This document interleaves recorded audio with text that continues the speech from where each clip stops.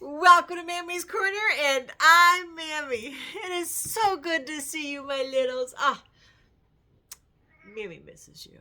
I want you to know that, and I love you so much. I do. We're going to do our affirmations, and then Mammy is going to read a book that Pappy had when he was little. All right, are you ready? Let's do affirmations. Out loud. I am loved. Can you do better than that? Let's do it. I am loved. Good job. Who loves you? God loves you. Who else loves you? Mammy loves you. Don't you forget it. All right, next one. I am good. Are you good? Yeah? Okay, say it out loud. I am good. Good job. Now for the last one. I am kind. Come on, you can do louder than that. I am kind. Good job, my little. Now, before Mammy reads this book that was Pappy's when he was a little boy, I want you to find your favorite chair or favorite blanket or favorite pillow or favorite snuggle buddy or maybe a favorite person you want to sit with and cuddle up next to. Are you ready? Don't forget to hit that like button. Mammy likes it when you hit that like button. Just push the arrow down to where it says like. That thumbs up. All right, are you ready? Are you ready? You are? Okay. So today, Mammy is going to read a book called Johnny and the Birds. Let's get started. Johnny and the Birds. Now, this is a very old book because this was Pappy's when he was a little boy. Are you ready? All right, here we go. Johnny and the Catbird. Johnny sat on the old stone wall in the June sunshine. That's like summertime. It was hot and still, and Johnny felt lazy. But then he spied a wild strawberry in the grass, and the wild strawberry made him think of strawberry shortcake, and that made him think of strawberry shortcake for supper. What? Look, strawberries. So he jumped off the stone wall and ran to the kitchen to get a berry pail, which is what that is right there. And he went up to the meadow behind the barn. See, there's the barn up there. To pick wild strawberries. The berries were easy to find in the tall grass, for they caught the afternoon sun and they were bright like little jewels. Johnny ate a few, and he was just starting to fill his pail when he heard a little noise, like a kitten crying. It sounded like a Maya, Maya, Maya.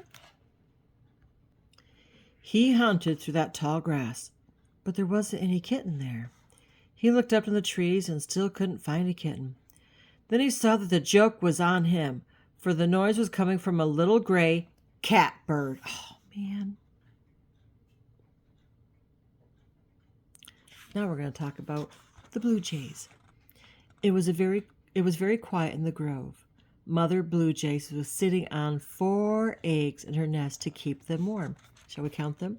1, 2, 3, 4. Good job. She thought she heard a little noise. She listened very hard. Yes, there it was. Tap, tap, tap. It was coming from one of the eggs. Then crack went the eggshell, and out came the first baby blue jay. Father Blue Jay was sitting on a branch above her nest. He too heard the tap, tapping. And he knew that soon he'd be busy finding food for 4 hungry mouths. Father Blue Jay saw Johnny picking berries in the field below, but he didn't make a sound. Nobody must know where the nest was, not even his friend Johnny, because if anyone came to see the nest, the old hawk might discover their babies, and the old hawk might carry their babies away. Father Blue Jay had just heard the second egg crack when he looked down and saw a large shadow moving slowly over the ground. He looked up to see what was making the shadow, and there in the blue sky above was the old hawk himself. The old hawk was tremendous, and Father Blue Jay was very frightened, but he did a very brave thing. He flew to another tree and screamed a warning to all the other birds in the woods. Jay! Jay! Jay! He screamed. Then, all alone, he flew straight up at the old hawk.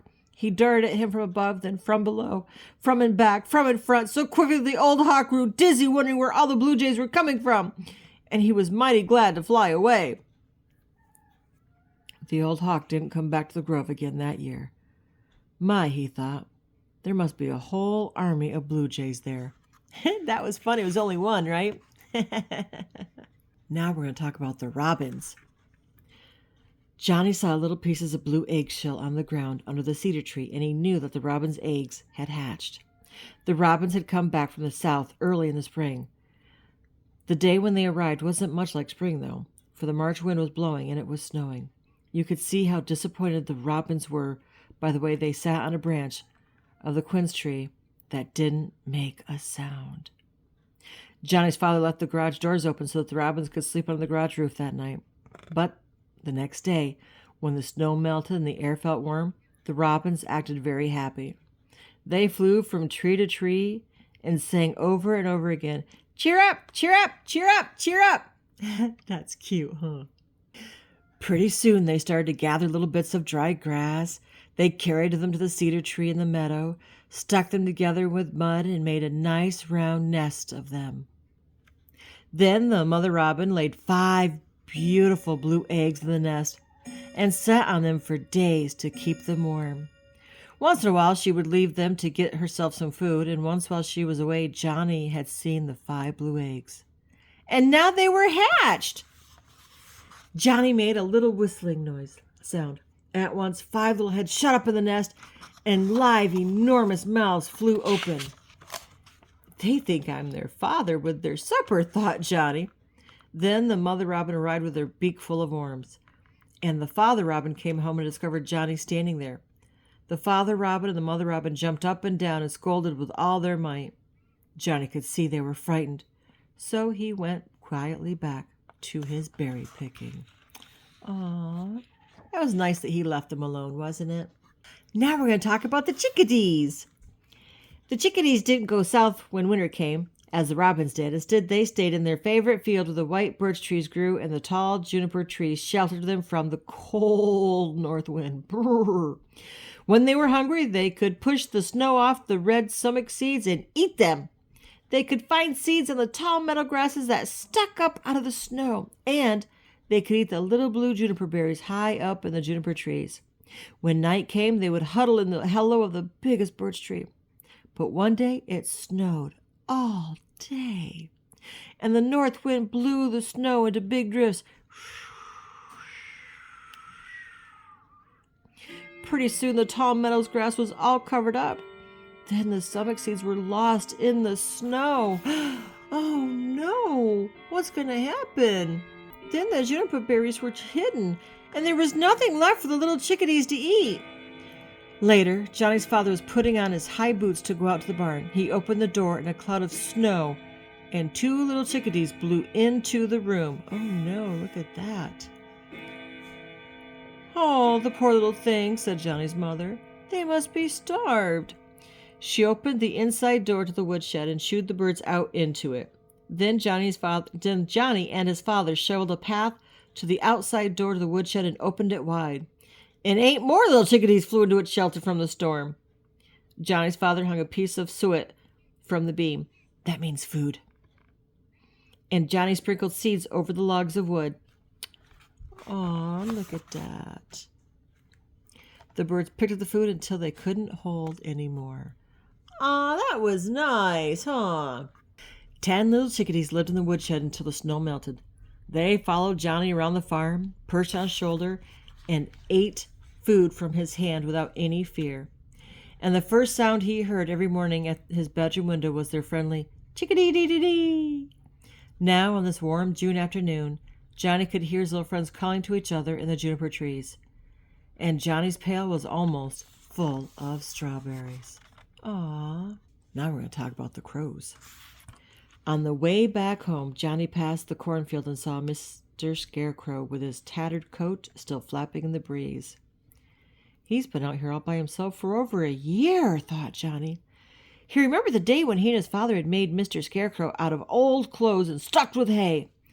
That was to scare the crows out of the cornfield. That had been the day when Johnny found the baby crow. Something must have happened to his father and mother, for it was flopping around on the ground. It hadn't learned to fly, and it looked so helpless. Johnny knew that if he left the baby crow there, the old hawk would get it. So he put the little bird into his hat and took it home. The little bird was so well fed at Johnny's house that it became a pet. Johnny named it Blackie. Johnny thought that when Blackie had grown into a big, shiny black crow, he would want to fly away to other crows. But Blackie liked his adopted home and never did fly very far from the house. Blackie was sitting on the weather vane now, watching for Johnny. When he saw him coming through the fields, he flew to meet him, shouting, "Caw, caw, caw!" And he rode all the way to the kitchen door on Johnny's shoulder. Johnny sat at the supper table that night eating juicy strawberry shortcake. Everyone said how good the wild strawberries tasted. "They're delicious," said Johnny's mother. "Never tasted better," said Johnny's father. And "Caw, caw!" shouted Blackie, meaning, of course, "I'll have another helping if you please." Ah, the end. Wow, we learned about a lot of birds. We have the catbird, the blue jays, the robins, and chickadees and crows. That's a lot of birds that Johnny had around his place. Oh my goodness. Did you like this story? I hope you did. If you did, will you give me a thumbs up and say that you liked it? I'd really like that. It helps Mammy, because then it tells me that you're listening and that you like it and that I continue. Right? And then other kids get to see it too, because when you hit that like button, it tells other people that you liked it and other kids get to see it too. Isn't that great? Oh, yay. Good job. Okay, so we're at the end, and I hope you learned a lot about birds, but now it's almost time to go. So, who loves you? God loves you. That's right. Who else loves you? Mammy loves you. But Mammy loves you best. Until next time, my littles, be good and be kind.